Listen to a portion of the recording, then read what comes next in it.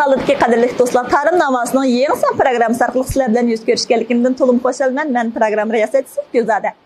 Şinjan Könek Fən Texnik Çəklik şirkəti Körgü media bilim tarqatqan Şinjan Saray Yemək İçmək Mülazimət Çəklik şirkəti tacidarlığıdakı Tarım Naması proqramısı ətrafımızdakı əhəmiyyətli İslam münəvvər şəxslər icadi sənət əsərləri və sənətkarlarını tunuşturuş əsas məqsədlənən proqram olub. Bu son proqramımızğa təklif qılınan əziz mehman 4-cü Qarar İpək Yolu Sadası proqramısı Mömincan Abdülkim Ustaz qrupusida çempionluqni qo'lga keltirgan yetilayotgan yosh naqshimiz Yor Muhammad.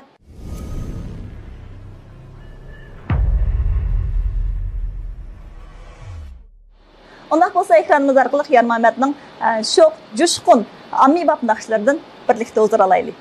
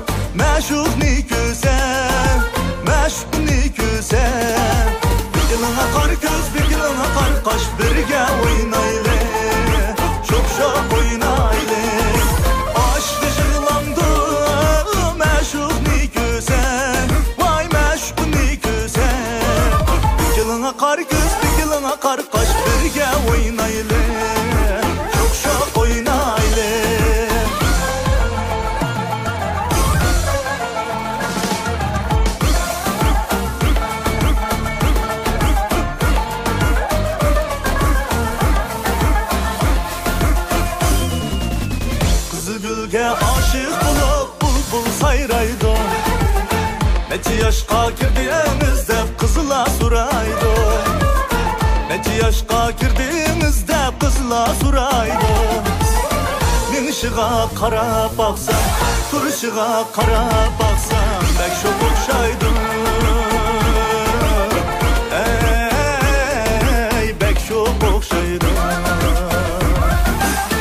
Minishig'a qarab baqsam, turishig'a qarab baqsam, bek sho'q o'xshaydi. Ey, bek sho'q o'xshaydi. Voy, bek sho'q o'xshaydi.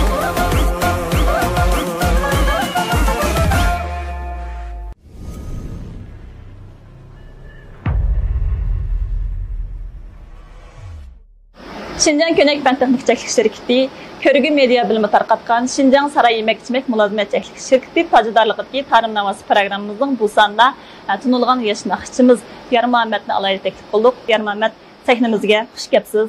Ekran oldidagi barcha aziz mehmonlar, ko'rman do'stlar, yaxshimisizlar? Kamin naqsh do'stlar, Yarmametdan o'tliq salom va oliy ehtiromlar bo'lsin. Tarım Navası programımız orqali sizlar bilan yuz ko'rishganligimdan to'liq xursandman. Yarmamet naqshlaringizni anglab o'tdik.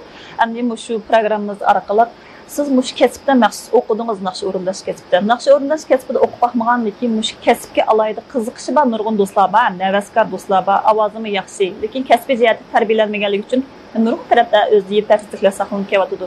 Endi mush do'stlarga sizning kasb nuqtasidan deydigan qanday yurak so'zlaringiz bor yoki taklifingiz bor, biz mush program orqali do'stlar bilan o'rtoqlashib baqsak bo'ladimi? Bo'ladi. Men faqat maktabda o'qiganligim uchun, shu kasbda o'qiganligim uchun keyin bu go'zal ovoz kasbini tushungan. Bo'lmasa uningdan burun tushunmaydim. 5 yil o'qish orqali go'zal ovoz shaklining ovoz chiqarish usuli, ham shundaqla Yevropacha naqshlarni shu ovoz uslubida aytish qatorliq narsalarni o'rgandim.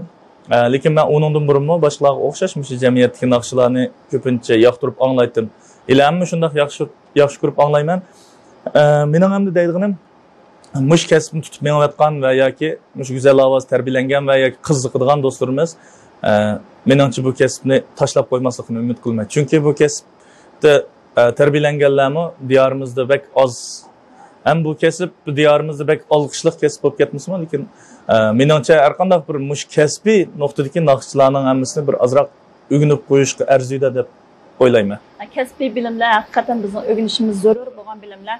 Biz aytish, masalan, o'rindash jihatda qaramoqqa biz boshqalarni do'rab o'rinday olgan bilan kasb nuqtasini aytgan chog'da biz endi davom o'rganmasak bo'lmaydi deb qarayman. Ondan keyin Yarmamet sizniki ommabop naqshlarni aytish alohidaligingiz bor ekan. O'zingiz sana shu yerninki go'zal ovozli naqsh o'rindash, muqamni asos qilgan turda o'qidingiz shundaqmi? Endi muqam go'zal ovozli naqsh o'rindash shu mening tushunchimda shu naqshi muzika kasbidagi yuqori o'rinda turadigan bir qadar qiyinlik darajasi yuqori bo'lgan bir tur deb qarayman. Shunga sizniki shu ommabop naqshlarni shunday yaxshi o'rinlab ketishingizga yoki ommabop naqshlarni o'rinlab baqaychu deb shunday bir yo'lga kirishingizga nima asos turib qoldi?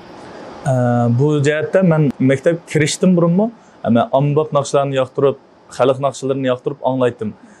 Endi maktabga borgandan keyinmi men darsda shu go'zal ovoz darslik naqshlarini o'rganib, shu operalni aytgandan sirt men shu ommabop naqshlarni izchil o'rgangan yoqtirib. Keyin maktab bitiriblam boshqa har xil ko'ngilchi so'rinlarda ishladik. Shu chaqda bu ommabop naqsh o'qimasak, go'zal ovoz naqshi bilan ko'ngilchi so'rinlarni ancha bakalqi yaxshi qizg'inlik ko'tarib olmaydi. Shu sababdan men burundan o'rganganim bo'yicha shu ommabop uslubdagi naqshlarni shu go'zal ovoz o'rganganga o'xshash yezib, ham shunday anglab to'xtamay burundim o'qiy olganki, shu bo'yicha epmangan. Ham shundaqla jamiyatdagi boshqa mendim yuqori o'rindagi va men bil tang shu naqshchi kasbiy do'stlar bilan birga tang qadamda ilgirlash uchun o'rgangan. Siz balki ommabop naqshlarni aytish jarayonida xalqchilikki nurg'un san'atni alohida yaxshi ko'rgan bu muzika o'rinlash jihatda o'ylab baxmagan ortiqchiligi bor kishilar bilan uchrashishingiz mumkin. Sizning shu kasbiy tarafda taraqqiy qilish bosqichingizda nurg'unlagan shogirdlarni qabul qilishingiz mumkin.